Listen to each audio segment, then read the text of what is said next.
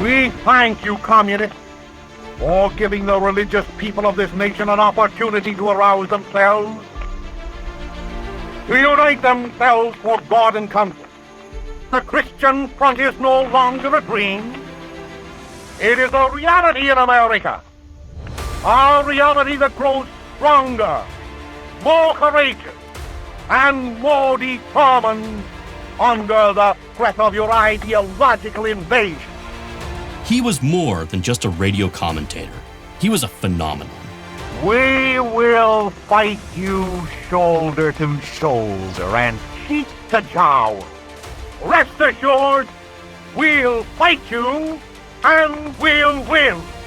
Father Charles Coughlin reached tens of millions of Americans on radio each week for years. But as his message became darker, some of his followers began arming themselves and preparing for the moment they would obtain ultimate political power. This is Star-Spangled Fascism, The Priest and the Christian Front, Part 2. Basically, their plot was this. They were going to take those bombs that they were making, and they were going to detonate those bombs in various high-profile places. I'm historian Bradley W. Hart, author of the award-winning book, Hitler's American Friends. In this podcast, we're examining fascist leaders and movements that have emerged here in the United States over the past century. We'll look at what fueled their authoritarian ambitions, the supporters who flocked to them, and the Americans who stood in their way. Today, we'll continue the story of Father Coughlin and the millions of people who flock to his radio broadcasts each week. In this episode, we'll focus on the supporters who took his message to the extreme by forming a group called the Christian Front and preparing for armed conflict right here in the U.S. The Christian Front's goal was to light the spark that would lead to a sort of anti-communist revolution across the country at the cost of countless lives. Joining me to unravel the disturbing story of Coughlin and the Christian Front is the renowned historian Charles Gallagher, professor of history at Boston College and the author of the groundbreaking book, Nazis of Copley Square. The Christian Front begins emerging 1938-39. How many people join this movement? Does Father Coughlin endorse it himself? And what are they up to? Are they actually stockpiling weapons? The way Coughlin uses the Christian Front idea, he thoroughly engages it in what I would call Christian paramilitarism. And he creates a very complex organization. FBI statistics are that between 1939, the spring of 1939, and really 1945, there are anywhere between 30,000 and 100,000 members, largely on the East Coast. So he has this public-facing organization of tens of thousands of people, which is, in the way he positions it, is a religious organization for lay members. That means non-ordained people, ordinary Catholics, to have meeting spaces and to have gathering spaces. There's a social organization to it, and there's a social uplift to it because they're doing what's known in the Catholic Church as Catholic action. They're actually showing leadership as non-ordained Catholics are called to become leaders. That larger group, which partakes in meetings and organizational picnics and lecture series, that's the public-facing part. But then he also, within the Christian Front movement, creates what he calls action committees, which are to be populated by usually young men who have military experience and are already trained in marksmanship. And on your membership application to the Christian Front, they ask you whether you have military experience, and you put down what that is. And then they welcome them into these groups called the Action Committee, or the Country Gentlemen, as they were known, or the members of the Gun Club. And they would form marksmanship units that eventually would become more and more militarized, in the sense that they would train on heavier and heavier weaponry, usually at firing ranges. But then the Christian Front started caching weapons. They started building bombs. And this totally obliterates, from an organization that has the word Christian attached to it, totally obliterates the law of love, which comes directly from Jesus Christ, to do unto your neighbor as you would yourself, to love your neighbor. Coughlin, he's orchestrating this. He's having these foot soldiers, which he recruits, do the dirty work. And he doesn't soil his fingertips. He has people on the ground doing the organizing of these paramilitary action committees. He doesn't get in touch with it. And then he gives moral support from 38 through 1940. He actually gives moral support for the Christian Front, orchestrates its organization, provides for whatever morale they need to see themselves through. They're weekly, if not daily, churchgoers. They're extremely active in their faith communities, their parishes, and they begin to make anti-communism a theological imperative. And it's become a theological imperative, really a cosmic fight between good and evil. And how does this anti-communism fit in with anti-Semitism for these men? Interesting question. After Lenin's revolution in 1917, there emerges first in Europe, particularly in Germany, this mythical concept that the Jews have created communism in general, that present at the creation of communism was Judaism itself.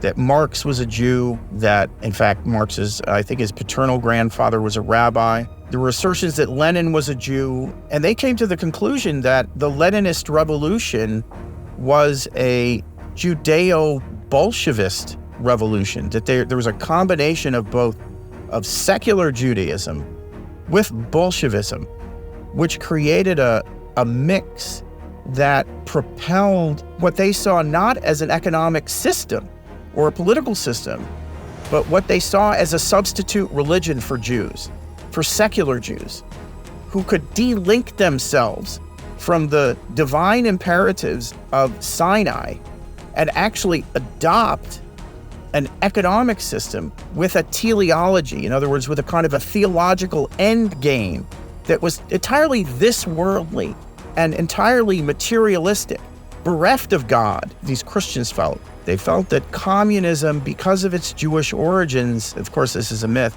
would have a huge impact globally in terms of its ability to not only move in different directions throughout the globe, but in that movement to obliterate Christianity itself, because Christianity, being of divine origin, would need consequently to be removed from the globe in order for Bolshevism to reign supreme. What does the Christian Front increasingly do? I mean, how scary is this organization? What are they getting up to here? They were heavily armed. They were making canister bombs. They were caching military-grade weaponry in order to put down what they felt would become a communist insurrection in America, which would be put forward by the Roosevelt administration. They felt that the Roosevelt administration was being infiltrated by Jews, and they didn't make a distinction between Jews and communists. So every Jew that was advanced in the Roosevelt administration to them was just simply a communist enemy. And so they started arming themselves, creating plans to, in their view, overthrow the government of the United States when the aggregate of communist levels within the government became too high to tolerate for them.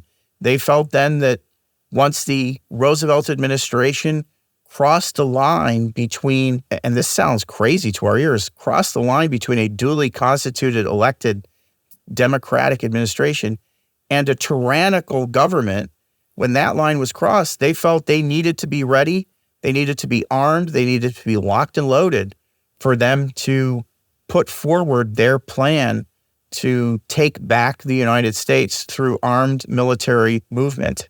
I mean, that's going to be tough to do, facing the entirety of even a large city police force like the NYPD, let alone the entirety of the U.S. military. What kind of weapons are they able to obtain, and where are they getting them in this period? The Browning light machine guns are coming from National Guard armories. They stole 2 of those, and then they were using M19 Lee Enfield rifles, which are World War I vintage rifles, but they'll do an awful lot of damage on the battlefield or in peacetime for sure. So they're able to get these weapons through membership in the National Rifle Association. They're able to get these military-grade weapons entirely legally because there was a codicil within the U.S. Army Code. The Department of War, it's the Department of Defense now, felt that there should be a Department of Civilian Marksmanship to train ordinary Americans on the benefits of good marksmanship. What they allowed you to do is if you were a member of the National Rifle Association, for just pennies on the dollar, you could purchase a military-grade rifle and you could have it shipped through the U.S. Post to your local armory, and for an extra $1.50, that military-grade rifle would be shipped to your doorstep. The Christian Front leadership found out about this loophole and began caching weapons that way. You could also do this with cordite, which is the explosive material that they put in artillery shells.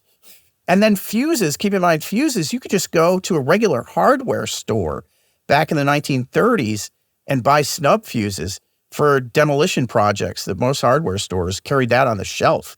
You'd basically build your own arsenal in your basement, which is what these guys actually did. And what's fascinating about that is that they're doing it mostly legally. Now, of course, stealing things from the armory is not legal, but you're describing legally obtaining a lot of this. And I think the question that a lot of our listeners are probably thinking right now is, where the heck is law enforcement on this?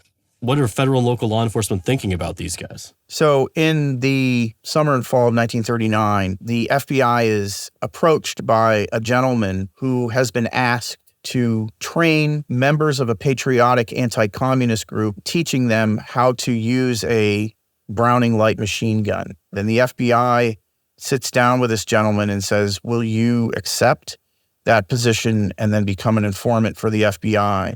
So pretty early on in the paramilitarization of the Christian Front, the FBI has a plant and provides very detailed reporting on all of the paramilitarization, all of the bomb making, all of the weapons caching that's going on. It's very chilling. It's chilling because the Christian Front seems to be increasingly well organized. They seem to be very cognizant of evading surveillance. It becomes pretty clear to the FBI that they need to start taking the Christian Front seriously. And the other thing about the Christian Front that made them a little bit more of a wild card was that they decided to determine their own time frame for when they would move publicly. They knew that they were never going to be able to overthrow the U.S. government, but they felt that they could recruit leadership within the U.S. National Guard, within the New York Police Department, in order to take back what they saw as the U.S. government from the communist menace. Basically, their plot was this. They were going to take those bombs that they were making in their basement of their Brooklyn apartments, and they were going to detonate those bombs around New York City in various high-profile places. The Federal Reserve, the Brooklyn Bridge, a number of different banks, State House, and they were going to blame it on the communists. Their influence in the National Guard, they felt, was so high that once the National Guard was called out in response to this communist bombing campaign, the Christian Fronters would move in alongside the National Guard members and begin to take out communist elements. So they were going to, for example, surround the Communist Party headquarters, the headquarters of the Daily Worker, and either arrest or detain with the National Guard these militarized elements. And that this would be considered not simply an attack, but a counterattack against communists, so that all of the media in New York understood that this was a Christian group proving its patriotism by taking back the United States from the atheistic communist red menace. They were allowed to do this because their theology allowed them to bear arms in relation to a defensive strategy. So by the end of 1939, the Christian Front was arming itself with bombs, machine guns, and manpower. They were getting ready to instigate a violent offensive at a moment's notice. When we come back, we'll hear the dramatic conclusion of the Christian Front's plan to launch a terrorist attack in New York City, and how the federal government managed to stop them.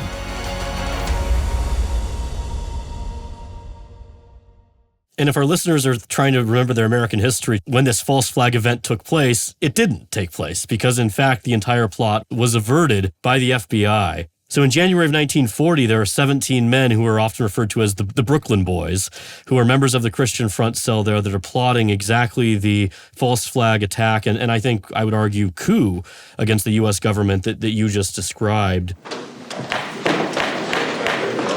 The trial of these men really becomes a farce in a lot of ways. That the prosecutor is an individual who will be familiar to many of our listeners by the end of this season, a man named John Rogge, who is very famous in this period as a Department of Justice official going after a number of people we talk about in the podcast.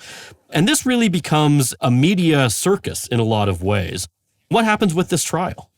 Yeah, so these Christian Fronters are all arrested. The FBI does simultaneous raids on a number of the Christian Front houses, and they confiscate much of the weaponry, much of the bomb-making material, and it's front page, coast to coast. J. Edgar Hoover's press conference calls them terrorists. They're jailed. Their bail for each one is set at $50,000, which in 1940 is a fortune. They're put on trial for sedition, seditious conspiracy, and theft of weapons from a U.S. armory. My view was that the sedition charges were the publicity charges. The real charges that the government, that Rogge and the FBI felt that they were going to get them on was the theft of weapons from an armory. Each count for each theft of each rifle from an armory carried a 35-year sentence. And the FBI was convinced that they had stolen their weapons from National Guard armories, A, because many of them were National Guardsmen, and B, they couldn't fathom that military-grade weapons could be got any other way. And so what I'm telling your audience is the FBI had no clue that the Department of Civilian Marksmanship existed in the Department of War, and they could legally acquire military-grade weaponry through the U.S. Post Office. So they went ahead with these charges. Sedition is much harder to prove because it has to be armed sedition. And so basically the government would have to prove that these cats caching weapons in Brooklyn were an immediate threat to the Capitol building in Washington, an armed threat. The seditious conspiracy charge carries the language in the statute of armed seditious conspiracy. You've got to have guns, and you've got to be near the levers of government. They got the information that those weapons had been acquired legally from an anonymous letter writer to Director Hoover, who had seen a photograph of the weapons that had been confiscated in his local newspaper. And he wrote an anonymous letter saying, gee, those weapons look an awful lot like the same ones that I get whenever I need a military rifle, and I order one legally through the NRA and the Department of Civilian Marksmanship. So over the course of time, the prosecution just falls apart. The prosecution at trial is bizarre and strange because the judge refuses to enter into any conversation about the religious motivations of the group. So this is a group called the Christian Front that is arrested. And the first day of the trial, the judge says, we will have no talk of religion in this courtroom because it's divisive. So those motivations are taken off the table. And then that allows the counsel for the defendants to actually make inroads in their defensive strategy against the U.S. government. Father Edward Brophy, who was an advisor, a philosophical advisor to the Christian Front, his first cousin was a foreperson of the jury, and it was almost a foregone conclusion. So what does Father Coughlin himself say about this? He doesn't remain silent as this is going on. At first, Father Coughlin encourages the Christian Fronters, the Brooklyn Boys, to remain strong. He gives them his support. And then eventually, after about 48 hours, 72 hours, it dawns on him that the full force of the U.S. Justice Department is going to be brought against these Christian fronters, that these Christian fronters could actually could lead to him, could lead back to him, and that he might be open for prosecution in one way or another. So then he publicly disavows any relation to the group and says that he supports the group in a spiritual way only. Many citizens and governments have definitely refused to acknowledge Christ as King and his religion as the world's Magna Carta, its Declaration of Independence, and divine Constitution, all in one. There then, my friends, is the basic idea of a Christian front, an idea not to be confused, as I have warned and do warn again, with any temporal organization operating independent of or contrary to the organization established by the Son of God. Yeah, he uses this interesting construction of saying that he had supported a Christian front, not the Christian front that happens to be on trial at this point, is his initial construction here. There, then, is my concept of a Christian front, consisting at one and the same time of a doctrine and of a God-born organization for the salvation, the redemption, and peace of mankind. But at the trial itself, the local community comes out to support the defendants in a fairly big way. In that section of Brooklyn at the time, there's a great deal of support for these young men.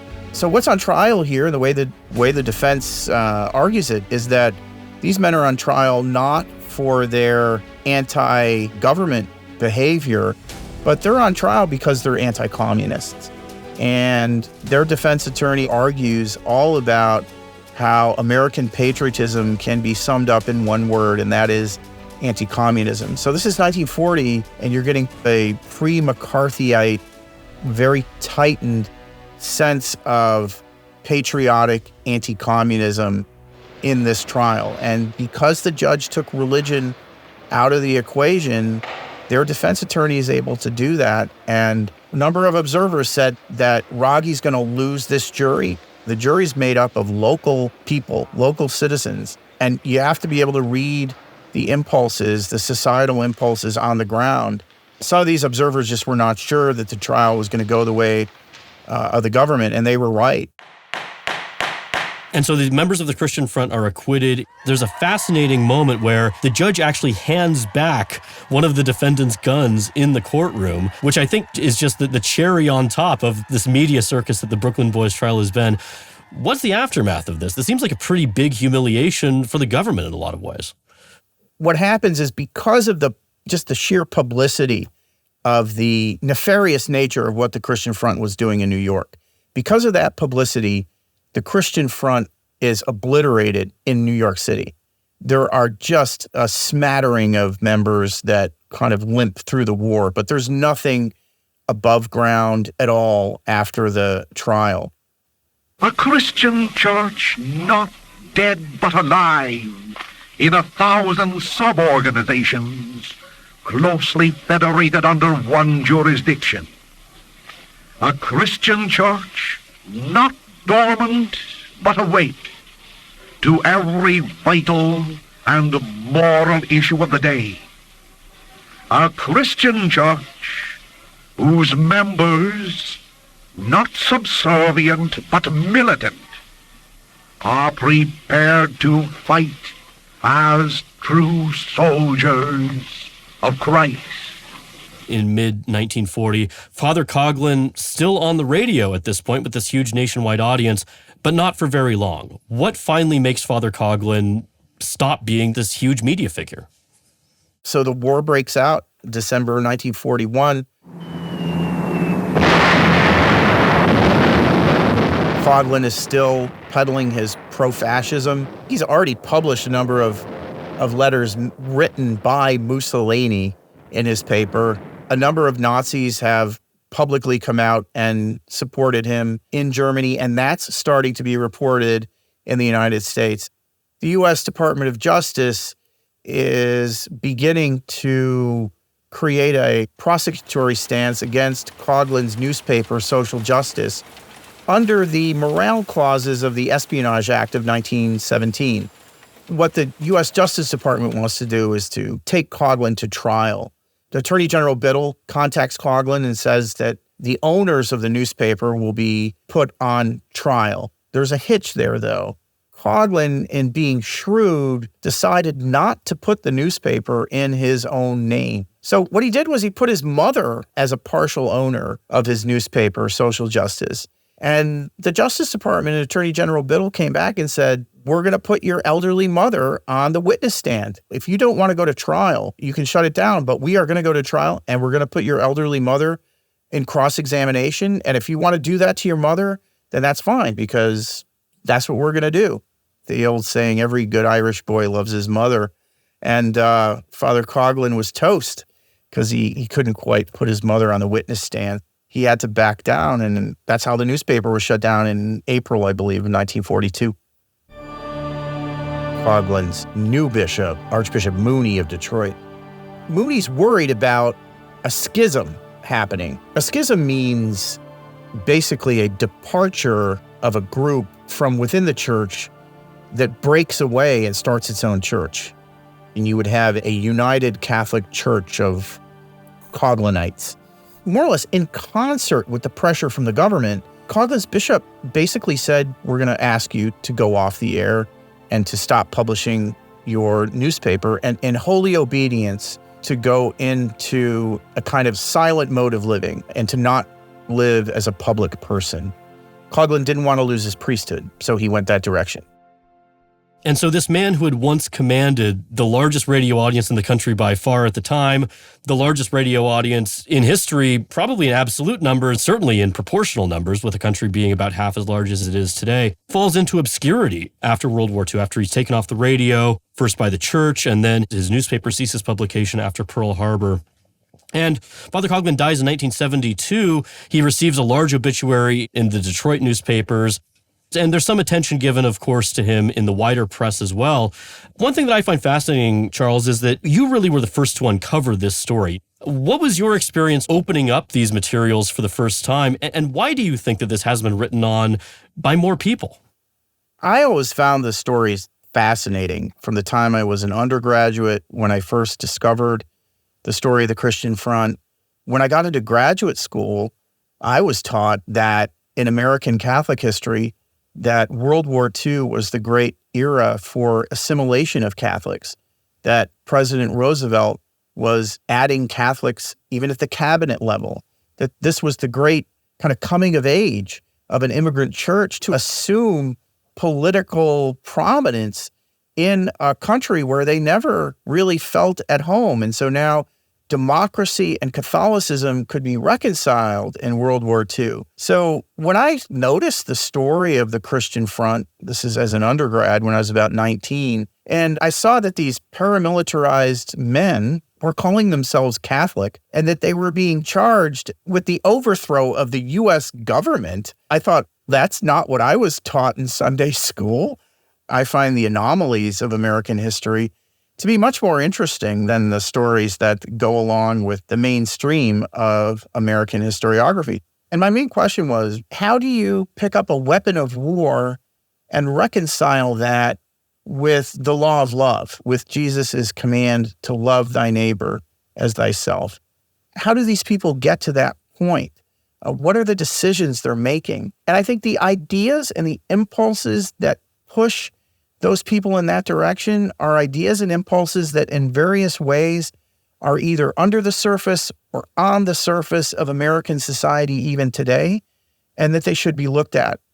My friends, recognize that the church established by Christ possesses the only divinely conceived program to save individual souls and to renovate the law of the earth in all its social aspects, the only one. And this program will not be abandoned, even though its presentation invites persecution.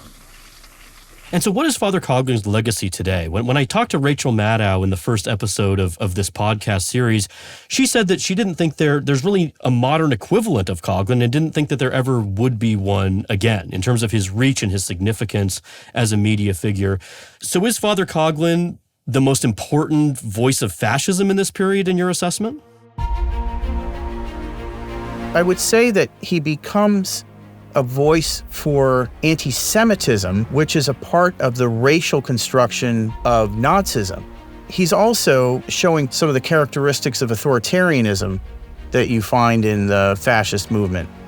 I think that Coughlin is sympathetic with various parts of the fascist pantheon of ideas, but he considers himself so truly American that he might represent this kind of veneer of what American fascism might look like. And even as a religious person, I don't have any qualms about saying that both Coughlin and the fascists and the Nazis used religion to their advantage. It's just that many people don't want to talk about that because it makes them uncomfortable and also disappointed to see a movement, a religion, a theology which they've given their hearts and souls to be manipulated in nefarious ways. It's very difficult for believers to see, to hear, and to understand that. But if we don't see, hear, and understand that, then of course, we're not able to ward ourselves off from manipulations in the future. My guest on the podcast has been Charles R. Gallagher. Charles, thanks so much for being on Star-Spangled Fascism. Absolutely delighted, honored, and wish you all the best in the future with this podcast. In our next episode, we'll look at one of the key players who helped combat American fascism during the 1930s. You've heard his name already in this very episode. We're talking about John Rogge, star prosecutor at the Department of Justice.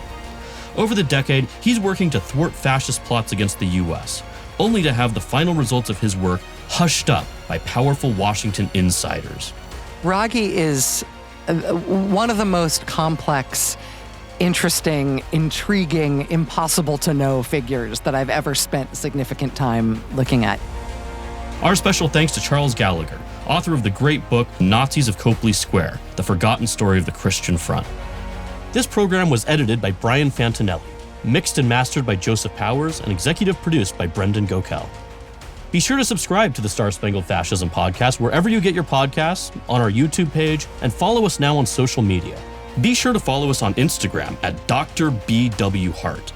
I'll be posting previews from our upcoming episodes there, and feel free to leave your comments. If you have a question about the podcast, email us at questions@starspangledfascismpodcast.com. I'm Bradley W. Hart. Thank you for listening.